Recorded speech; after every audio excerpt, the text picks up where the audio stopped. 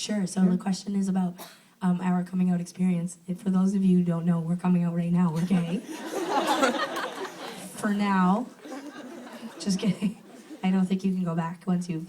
I don't think it works that way. But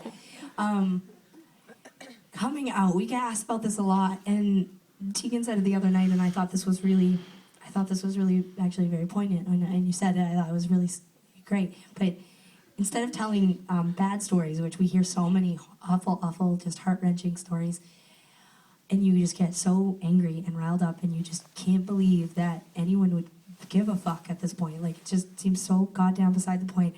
But we hear those stories over and over and over again. And the one thing that, it's not that our story was that easy. Like, my story certainly isn't that easy.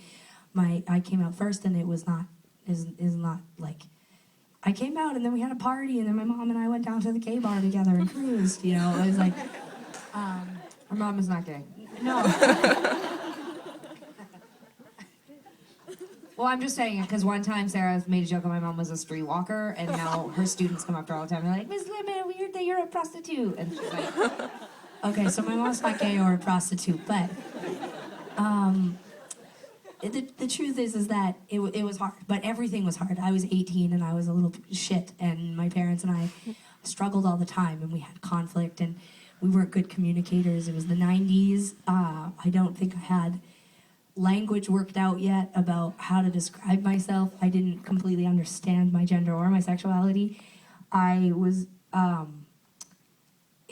really hard, but I think the point is, and I say this to people all the time, that being who you are and being happy is ultimately the goal. I think everyone is reaching for that, and you know, however hard it is or however difficult it was back then, I know that Tegan and I are the people we are now because we can be honest and we can live a completely transparent life with our friends and our family and the public. I would never be able to live in the closet. I just couldn't do it. I hate it when I think other people are getting things that I don't get. I live in Quebec. I pay so much tax.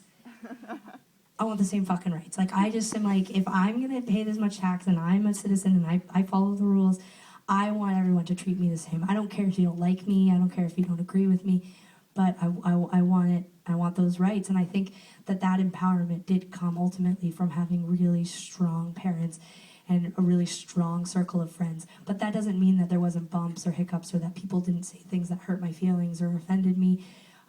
There's a long path of educating people because you're ultimately the one going through it, and not everybody. We have so many straight friends that are wonderful allies, but someone said this to me recently, you know, you can be a good ally, but it's okay to ask people to be better, you know. And part of being supportive to a gay person is not just being like, yo, right on, you're fucking gay, that's great, you know. Like, there's so much to be done, and there's so much to, you know, to help other people and all that stuff. It's you know, it's still a huge deal, and so we try to talk about it, you know, really positively, and I don't want to tell you too much negative stuff, because the truth is that I think on the other end of it, more and more people are able to live really happy and positive and successful lives. And you know, I just break up, and I get back into new relationships, and I just think you know, everyone should be able to go through that horrifying pain. You know, everyone should be doing that with someone they love.